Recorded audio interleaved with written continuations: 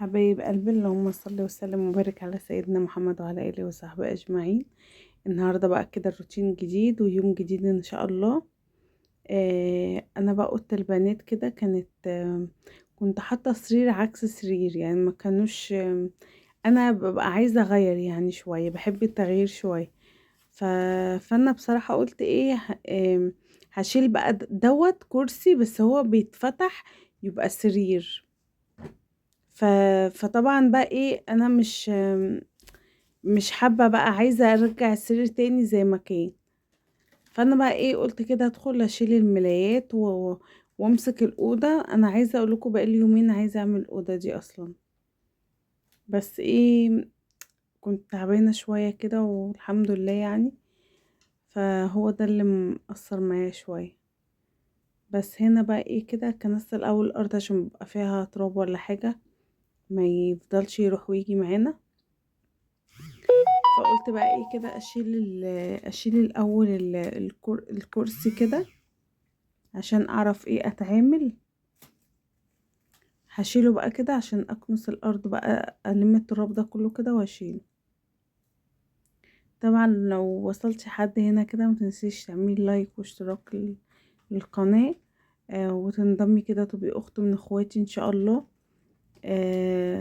ونبقى عيلة كده مع بعض، وتشاركوني افكاركم وكلامكم يعني يبقى كل حاجة ان شاء الله كده بإذن الله. انا بحبكم جدا جدا ويا رب يعني ربنا يقدرني كده وافضل كده، يعني اقدم لكم حاجات كويسة ان شاء الله. طبعا بقى السرير كده مسحته. انا عايزه اقول لكم ان انا زقيته من هنا لهنا، بس شلت الكرسي دوت حطيته على السرير عشان اعرف اعدي السرير دوت. عايزه اقول لكم اصلا السرير دوت ليه سلم بتاعه، والسرير ده بيتحط فوقيه السرير التاني اصلا. بس انا بصراحه لو عملت كده هيضرب في الجبسن بورد في السقف. ف... فدي بقى ايه مشكله يعني، فعشان كده انا مخليه كل واحد لوحده. الاول كنت بعمل كده بس دلوقتي بقى لا. هنا بقى كان في تراب بقى، وعايزه اقول لكم مع ان اوضه البنات يعني هم يعني يا دوبك بيناموا فيها، بس التراب ده بقى بيجي منين بقى مش عارفة يعني. مشكلتنا كلنا التراب ده بيجي منين مش عارفة. يعني بره الشقة ما بقاش مطراب كده، بس هنا بقى ايه كده.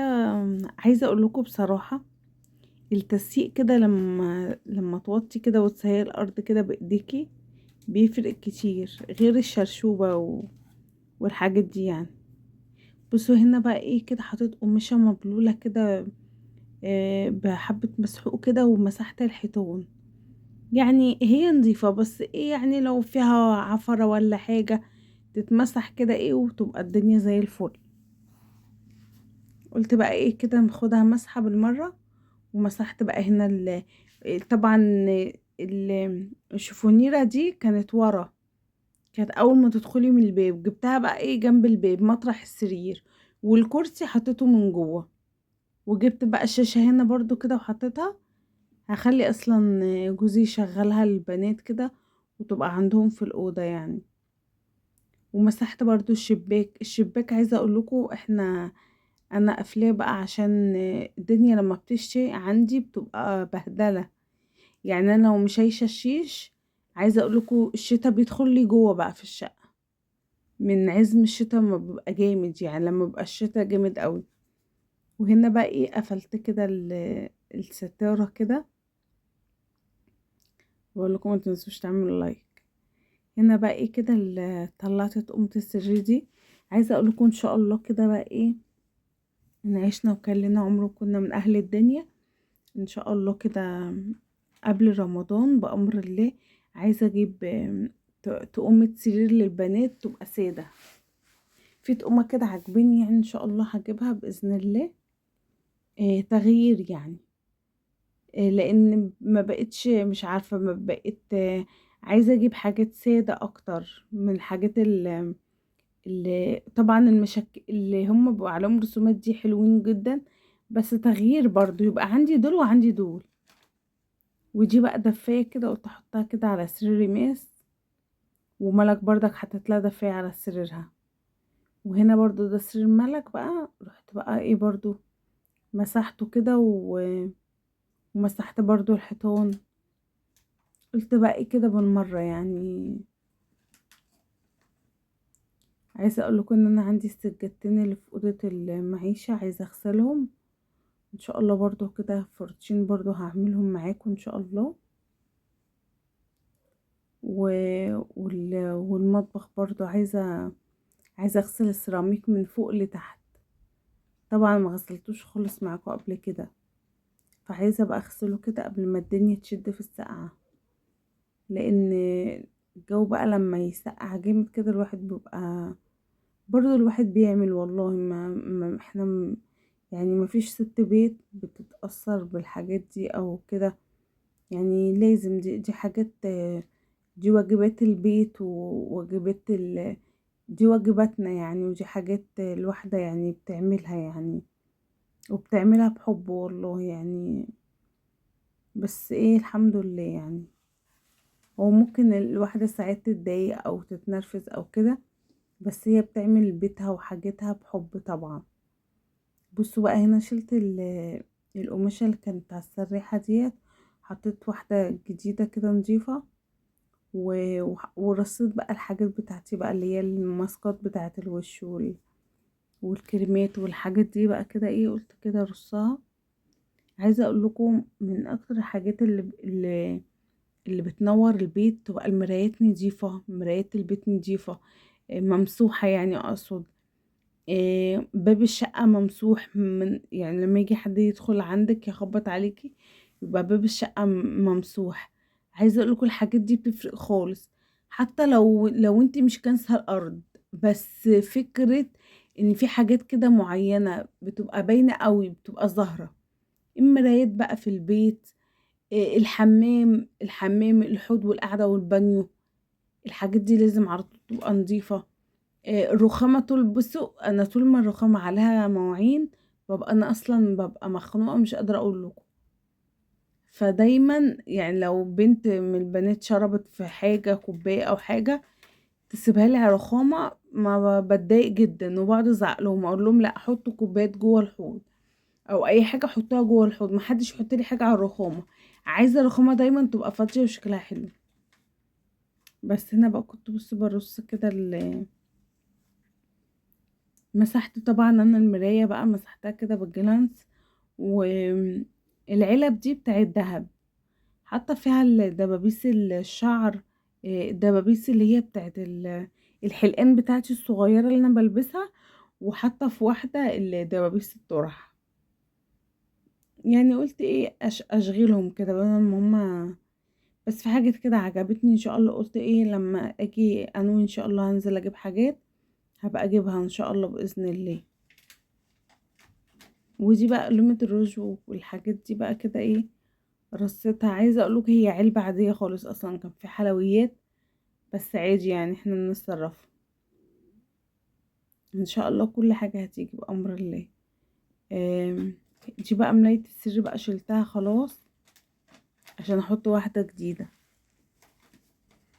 الطقم ده انا اول مرة افرشه، ده انا متجوزة بيه اصلا على فكرة، بس حبيت افرشه يعني. لونه حلو كمان لونه اصفر، فقلت افرشه كده النهاردة تغيير. عايزة اقولكوا اوقات لو الواحد موده مش حلو، آم، لما بيغير حاجة او بيجيب حاجة او كده موده بيتغير طبعا. فهنا بقى ايه بصوا انا حطيت كده المخدات، وهرجع بقى ورا بشد الملاية تاني، الملاية كده مش مظبوطة، برجع بقى اشدها كده تاني واظبطها يعني. ودوت المفرش دوت بالصدفة والله لقيته هيليق مع ملاية السرير. يعني انا بفرش بصيت كده خدت بالي من الاصفر، كنت كويس. ومسحت بقى كومودينات وكنست الارض ومسحتها كده يعني على السريع بقى كده انا. بصوا بقى انا هنا كان عندي فراخ قلت بقى حطيت بضرب طماطمية ببصلاية في الكبة واحطهم في المية، ولورا وحبهان وفلفل اسمر، واسيبهم بقى سيبها تتسلق. وعلى فكرة يعني يعني كل وقت انا يعني مثلا انا ممكن المرة دي انا ما تبلتش الفراخ قبل ما اعملها، بس بتبقى طعمها برضو حلو، بس لما بتتبل بتبقى طعمها اطعم كمان. وعملت بقى الرز بشعرية، حمرت الشعرية بسرعة و... وحطيت على بعد ما غسلت الرز حطيته على الشعرية، وسبته لما يعني جوزي قرب يجي او كده، ببدأ بقى ان انا اشغل على الرز عشان يبقى سخن، وحمر الاكل قبل ما يجي او يكلمني مثلا يقول لي انا جاي، ابدأ بقى احمر الاكل واحضر الاكل. وهنا بقى كنت حطيت شوربة وحطيت مية وحطيت حبة ملح كده بس، وسبتها بقى كده تغلي. وهنا حمرت شعرية، حمرت لسان عصفور عشان احطها على الشوربة. انا ما كنتش بحب الشوربة الاول، بس اتعودت ان انا اشرب شوربة وكده اهو. حطيت بقى لسان عصفور. هطلع بقى دلوقتي الفراخ استوت بقى خلاص، اطلعها احطها في طبق صيني. وبعد كده هو بقى يعني بعدها كده بوقت وقفت بقى احمر الاكل، يعني لما كلنا اتجمعنا وكده، يعني البنات بقى لو في درس وبابانا على البيت ما بيجي من شغله وكده. بس فقلت يعني طلعت بقى الفراخ كده كلها وعندي بقى قلقاس. ملك كان نفسها في القلقاس طبعا، هما كانوا عايزين بسلة، الفريق التاني كله كان عايز بسلة، بس هي ملك كان نفسها في القلقاس، وهي عارفة ان انا عندي في الفريزر.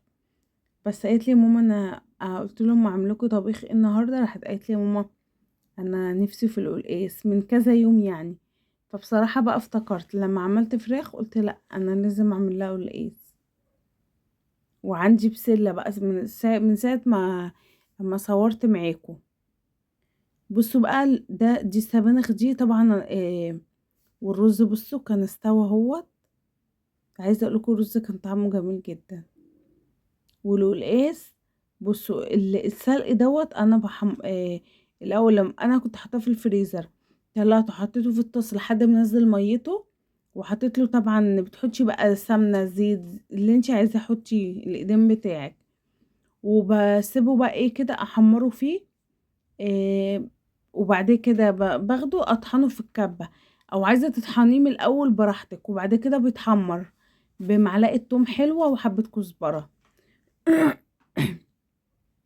بعد ما حمرته بقى حلو.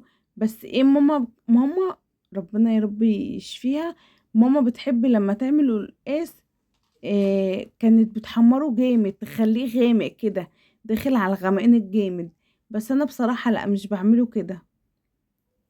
هنا بقى بصوا احلى اكل انا اكلته في حياتي من امي. حتى لو ان حد بيعمل احسن من، يعني لو حد بيعمل اكل احسن من امي، بس امي عندي اكلها حاجة تانية، ربنا يشفيها يا رب ويخليها لنا. هنا بقى كنت خلاص بصوا القلقاس خلصته. عايزه اقول لكم القلقاس انا باكله بالمعلقه ولا برز ولا باي حاجه، كده بالمعلقه بقى طعمه تحفه مع حته الفرخه. والفراخ كنت حمرتها بقى كده بصوا كانت طعمها تحفه برضو. وده كان غدانا بفضل الله، ربنا يديمها عليا نعمه يا رب، ويحفظها من الزوال، ويكرمكم جميعا يا رب. يا ريت بقى تعملوا لي لايك حلو واشتراك للقناه، واسيبكم دايما في حفظ الله ورعايته. ولسان العصفور طبعا انا اهي تبص عملتها كانت برضو كانت جميلة اهي. بحطها بقى هنا، ربنا يديمها نعمة علينا يا رب. وحطيت فلفل اسمر بقى على الشوربة كده. الحمد لله ربنا يديمها علينا نعمة يا رب. انا بحبكم جدا جدا. وحطيت ليمون بقى على لسان العصفور، بتدي مزازة حلوة في الشوربة. انا دايما بستودعكم الله الذي لا تضيع ودائعه، في حفظ الله ورعايته. ويا رب الفيديو يكون عجبكم ان شاء الله، وان شاء الله الفيديو الجاي هيبقى فيديو حلو قوي باذن الله وهيعجبكم ان شاء الله. آه، دمتم في رعاية الله وامنه. انا كنت بدوق لكم القلقاس يعني. الاكل كان زي العسل، ربنا يديمها عليا نعمة يا رب. اسيبكم في رعاية الله، بحبكم جدا جدا. السلام عليكم.